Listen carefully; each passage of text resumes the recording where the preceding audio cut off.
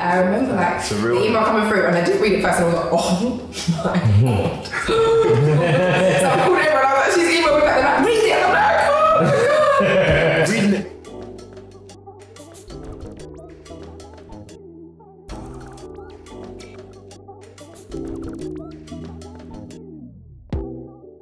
My name is Ofome. I am 25 years old, I'm from London, and I am the owner and founder of the Glow Pot.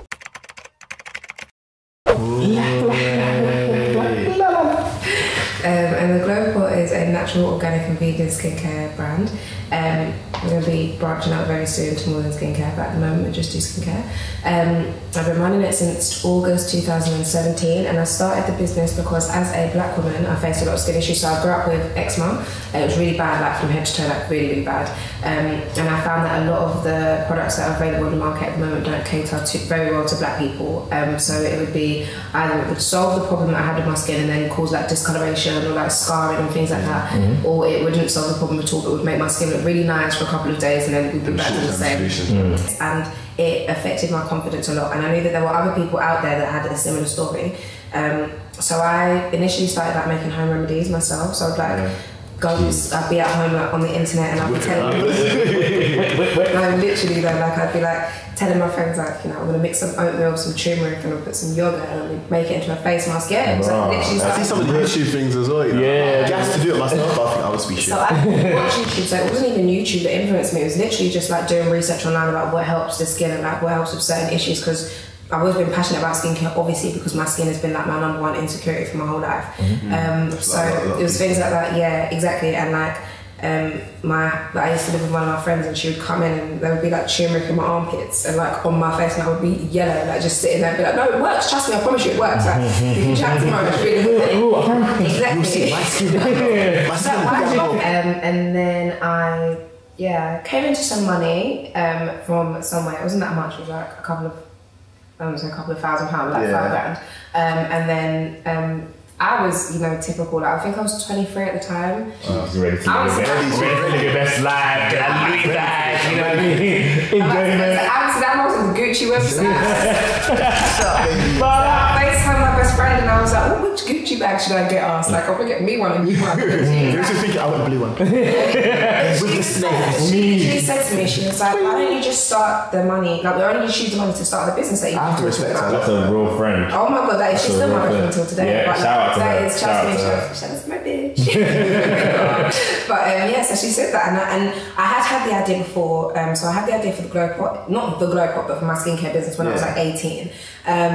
And it was really expensive, and then I thought, well, I don't really want to spend all my money on this. And then I had like some potential investors, and things didn't go right, and I kind of just not gave up on it, but it was something that I just kind of put on the back shelf. Yeah, it's easy to get deterred, especially when you're starting out. Not even just deterred. I think the kind of person I am, I only do what I want at the time, if that makes sense. So if it doesn't seem like a viable option at the time, I just won't do it, and I'll forget about it until, like, you know, it does seem like a viable option. So she said that, and I just kind of went, oh yeah, alright, cool. So I'm just guessing. Gucci bag. We ain't gonna be dripping. You look good. You can have some long-term drip. Do you get it? Yeah, it gets that. So that was how I started the business, and yeah, so it's been 2 years now. It's been 2 quite stressful years, but 2 years, yeah, wow. 2 years. I didn't expect to get this far. Well, I didn't actually even, like, I never had any idea of where the business would be from the beginning. Like, I didn't start it and think like, yeah, in 5 years I'm going to be this. I just started there. I thought, well, people like it, they like it. If they don't like it, they don't like it. That's the best mentality to have, yeah. I guess so. But yeah, that's me and the Glow Pot. So wait, did you go to university, right? I went to university. What university did you go to? I went to University of Leicester. Oh, Midland. Active.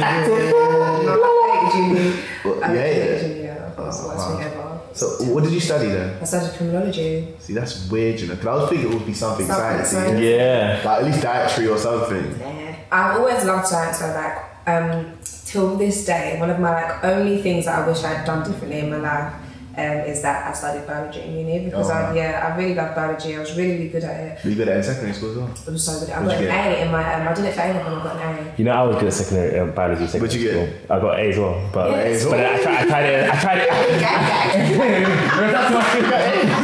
got a question for you, because this is like a question that like I would love to ask businesses. Do you think university is useful in your personal opinion? In my personal opinion, I don't think university is useful in general. I don't think it's like, except for in certain fields that it's required, like medicine and law and certain things like that. But if you don't have an idea of going into like a very specific field, I wouldn't say it's like that necessary. I think there are better options than going to university. If at the time I'd been offered a better option, then I would never ever have gone to uni. But I think it's good as an overall experience for people because it does give you a bit more understanding into like how life actually is. Like there's not a safety net of your parents. You have to manage your money. You have to, you know what I mean, drive yourself to do the things that you want to do to get the desired outcome, which is great. None of those things I learned in uni, but I think that's like the general concept of what people do get from university. And like you said, certain roles like orthodontists, they do that. Yeah, exactly, like an optician. I would go to someone now and be like, oh, let me check your eyes because I feel like I know enough about optometry to do this. But I think for a lot of people, I think like it's a cultural thing, especially for me. Like if I didn't go to university, I don't think Nigeria. I don't think my mum would ever go to you know the British band. What? You didn't go uni? It wasn't even an option. Like I never ever thought that like I wouldn't go to university because for my entire life, from when I was little, the option was always to go to my sisters went to uni, my brothers went to uni, everybody went to uni. I'm not going to be the other. That kind of pressure anyway. Kind of expectation. Exactly, and I'm already the contrarian in my family. I'm already the black sheep. I can't not go to uni. You're a bit different,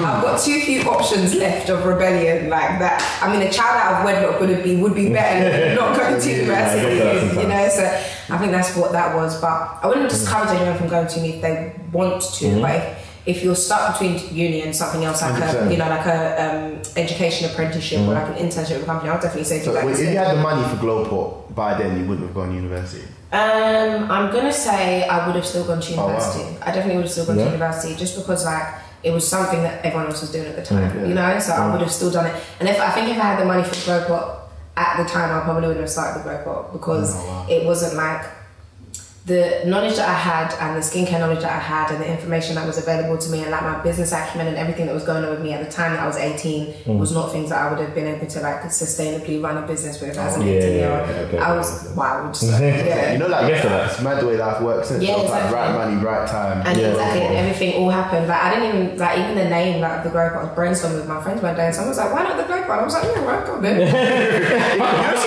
got some really good friends. So do you know what? I think that what's been always good for me that in life I found very like-minded people. So I've always found friends that like I think the kind of person I am. Not that I'm not like most people because no two people are the same. But I think I'm gonna say an acquired taste, like as a person. So my friends all really believe in me, like they all really like are invested in me as a person because it's like they've seen the kind of things that I'm able to do and they know my mindset and they know how I think and they know how I act and stuff. And vice versa. Yeah, exactly. Yeah, so it's like, exactly. So I think like as a friendship group, we're all very supportive of each other and each other's like talents and capabilities. Like if I say to my friends, I can't do something like you can do anything you want to, so just do it. You know?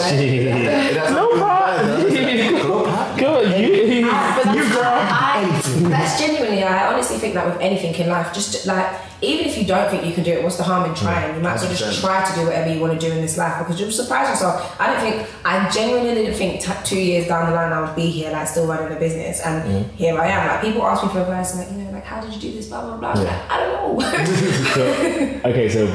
So based on like where you're from, do you feel like that's influenced the ingredients that you put in your products? So in terms of Nigeria, do you think that's influenced at all? I don't or more area or I think like what's influenced like what goes into my products is like skincare knowledge. Like you have to have the right knowledge of what ingredients work well together. So when I was initially starting the Glowport, this was something I never ever thought I would do. Like I got really passionate and excited about the idea. So I'd speak to like biochemists and dermatologists and like estheticians and everything. Like I would ask people like, would this and this go together well? Like so the people that actually make my products, they have like science degrees. They're all like biochemists and people with like actual like biology and science and skincare knowledge. So I can come to them and I say like, so I know that I've heard that this and this goes really well together. What do you not think about that? Because I want this product to be able to treat X, Y, and Z. So how did you meet them in the first place? On the internet, you just do a lot of like research. Like, I love that. Clearly, it goes a long way. Especially for what you're doing. I think research is probably the most important part of any business because it's not even just about researching like So for me, researching ingredients like skincare, blah, blah, blah, but I also have to research what my competitors do, and I have to research what's already available on the market. So when I came up with the idea for the Glow Pot, there wasn't anything, there were other things available that were popular and that, you know, did the trick at the time, but as a black woman, I wouldn't recommend them to other people. Like, I don't want to say any particular brands, and then at the time when I did start doing it, it was when there was a lot of like a snowball effect of skincare becoming really popular, so most brands started paying attention to that there is a massive gap in the market for a certain group of people. For black people, because now we're seeing the rise of black estheticians, like especially on Twitter and like social media and whatever, where they promote these things, and like, because a lot of the issues that black people suffer with and the main and like prominent issues that we have in our skin aren't things that white people are necessarily going to, you know, deal with the same way, like hyperpigmentation. White people do get it, but it affects black people differently. You can visibly see when someone has hyperpigmentation, and you yourself know as a person when this is something that affects your skin, like scarring and other things like that. These are things that are more obvious on a darker skin tone. So these are things that we need to have a different type of skincare knowledge about than what a white dermatologist or what a white skincare brand would be, you know, putting forward to you. So yeah, those are things like, if I didn't do my research, I wouldn't have known that though. I would have just come out with the same generic products that everyone else has on the market. I wouldn't have come out with things that specifically can treat or like can help to work towards making the skin better for certain skin issues that are mainly dealt with by people that look like me. 100%. I've got a question for you. Yeah. So like, you know the Glow Pot, how it's popping, going so well. When do you really feel that was the first point that people started to notice, you thought, yes, this is the Glow Pot, we're getting to that next level? Not being honest, it was on the 2-year anniversary of the business, because so far I've been kind of just someone that started a business. I was doing it from my bedroom, and then people liked it, so I kept doing it, and I didn't really put too much thought into like the business. Like I didn't really have like goals or growth plans and all that kind of stuff. I just kind of was running the business and hoping that everything goes well. But then this year on the 2-year anniversary, like people were congratulating me and it was amazing and and I can't wait to see what the Glow Pot does next. And I kind of sat down and I thought, oh shit, like this is like a real thing that like people genuinely care about and like want to see succeed, and that's great and everything, but guys, I don't think I'm the person. You were like, me? You know, this is a business I can see being around, it's a market changer, and you know, in 10 years the Glow Pot, I'm like, in 10 years? 10 years? You know it is, like, even when I was looking at your website, this was a few months ago as well, when you had the Cosmopolitan, that was like a big thing for me. I was like, wow. That happened really randomly as well. So my friend Kemi, she has her own, she's a makeup artist and she has her own like cosmetics and beauty brand called Shop KLB. I think she changed the name to Plug Your Friends. Plug Your Friends. Yes, I there have you to. go. Plug Your Friends. Kemi goes hard for me. I have to go hard your friends. Yeah, your friends. Yeah, what? I don't know. I mean, your real friends. It's just the good vibes. Good vibes. You get good vibes from good vibes. But yeah, so my friend Kemi, and it's Chemlux Beauty. So I said Shop KLB. That was that one name. Chemlux Beauty. Kemi B_artistry. I think that's her Instagram. So make sure you check that out. She's the baddest MBA that we have going. She's amazing. But anyway, so me and Kemi was talking. She started her makeup business around the same time that I started the Glow Pot, and she messaged me one day. She was like, I'm going to this Cosmopolitan event. Do you want to come? I was like, all right then. So we went. And it was very inspirational. Like we were literally sitting there, like we're going to be on the panel together in like 5 years. Like, you lived it down like, this is us. I was like, Kemi, you don't even know. She was like, trust me. I was like, we're going to be up there with them in a couple of years. So one of the people that was hosting it was the beauty director of Cosmopolitan. So then afterwards, I went up and I spoke to her and just like exchanged a few words and whatever. I got her email and stuff. And then I emailed her once and she didn't reply, so I thought, okay, well, I'll just keep emailing you until you do reply. And that right there, you know how important that is, the check-up, the follow-up. You know what it is? That's a winner's mentality. Like, you only score the shots you take, innit? Yeah, but that's the thing. Like, and at the time, it was kind of like, I really believe in this business. Like, I believe in my brand. I know my products are great. So, and it was like very early stages. I think around the time that this happened was like in the first couple of months of the Glow Pot. So it was like that fresh new glow. Like, yeah, He's done forever. I'm done for this. I done glow. I think actually being at Cosmopolitan was so inspirational because it was just kind of like, and there was another girl that was there, her name was Florence, and she runs a makeup brand called MDM Flow, and she had, like, they stock them in Harvey Nichols and stuff. And it's amazing. And I'd actually seen it online before I met her, and I saw this girl, she was like the most humble, just a young black girl, just telling her stories, and she was sitting on the panel at a Cosmopolitan event. I thought, come on, man, you can do this. That's what's really important, and I like that there was that representation as well, that this is a young black girl that has grown up in, you know, the same, that she doesn't have a different story than you do, and she can do this thing, and she's on Harvey Nichols, like, come on girl, you can do this. So I thought to myself, well, if Flo can do it, so can I, you know. So I emailed her once, she didn't reply, and then I emailed her again, and I was like, and so I emailed her, and then I sent her some products out. So I was like, I've sent this package, here's the tracking number, let me know when you receive it. So then she got it, and then she emailed me back, and I saw the email come through, and I remember like the email coming through, and I did read it first, and I was like, oh my god. So I called everyone, I was like, she's emailed me back, they're like, read it, and I'm like, oh my god. Reading it makes it real. Exactly. I was so scared, and then she was like, I loved it, I love the products, I love the cucumber cleanser, we're going to feature it in one of our next articles, and I was like, oh my god, little me, you know. And I didn't tell anyone about it except I think maybe like one of my friends, and I think I told him at the time, and I was like, I'm going to be in Cosmo. He was like, really? I was like, yeah, but I didn't want to say anything, I just wanted to wait until we actually were in Cosmo. And then once you got hold of some good news. So I was like, periodically email the lady who was who was supposed to be putting us in the article, just like, FYI, you know. And the way that they work, like maybe in the magazine world, is that it's all very like, if we've said yes, we've said yes. It's like, I'm shook. I'm scared. I don't want to be too annoying, but I want to make sure. And then the day it came out, I was like, it came out, and I think it was in October of 2017, so it was literally 2 months after I'd started the business. Jeez. So it came out in October, and I downloaded it on my phone, like the Cosmopolitan app, and I read the article, and there's some girls. You started crying. I literally started crying. These are the moments you love, though.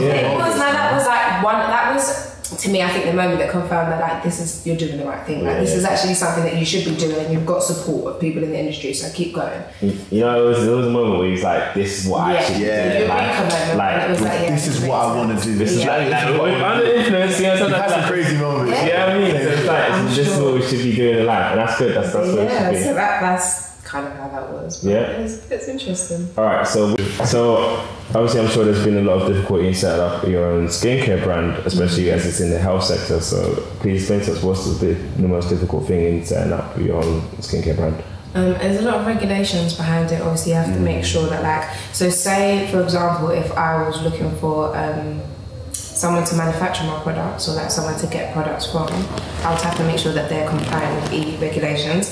And then also there's the fact that we're leaving the EU at some point eventually, so I have to make sure that whatever new regulations, they're trying to do nothing to me, boy. I'm going nowhere. So they're putting, I think that's just the main thing, making sure that you comply with regulations. But that's for any industry that you're in. Anyone willing to start a business in any industry, always the first thing to check is that you're in line with any regulations that are available. The glass will hit you hard. Exactly, and also credibility, I think, is one of the things that I found difficult in the beginning, because who am I to talk to about skincare knowledge? So before I actually started my business, I was giving out skincare information and knowledge online and through the social media account, and letting people know that you have to build a foundation. Exactly, you have to let people know that I'm someone that you can listen to when it comes to skincare advice and knowledge. I'm not an expert, but I'm an enthusiast and I know stuff. I have a big question for you. Yeah, it's when you look at your product, a key thing that you always highlight is that it's vegan friendly, cruelty free. Are those things that you're passionate about? Definitely. I'll big you up for that one as well. Thank you.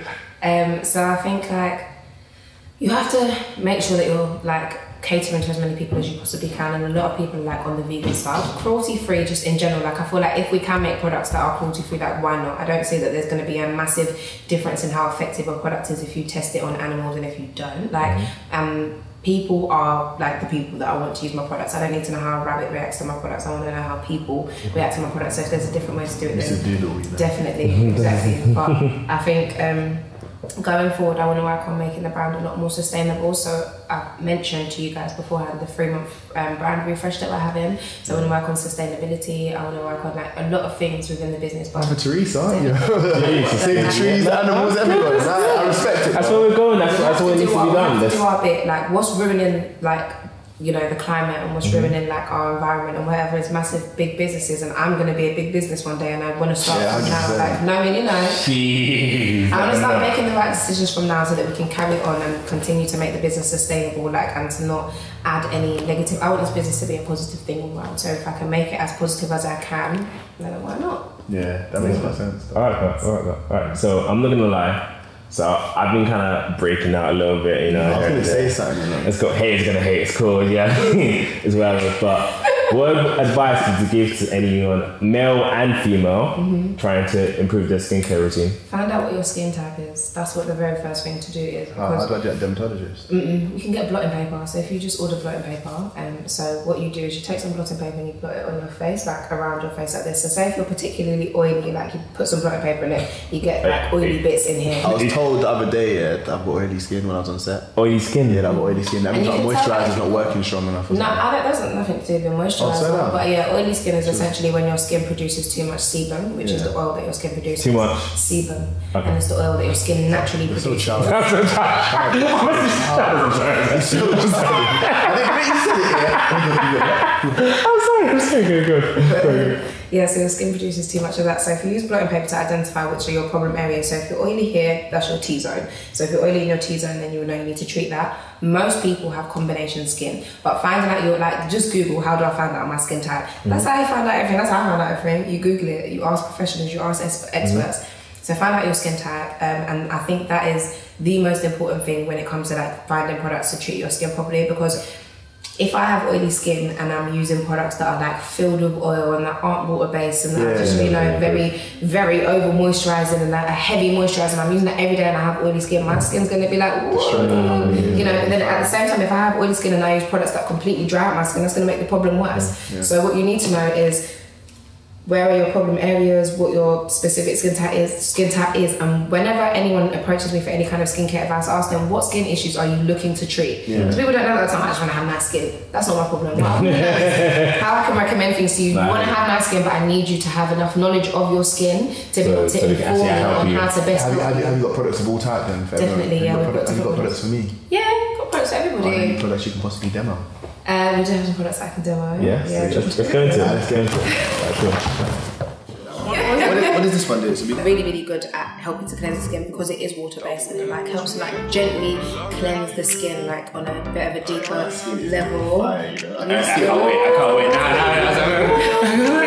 Yeah. What am I taking today? What is this? Like, how old are you? So this is.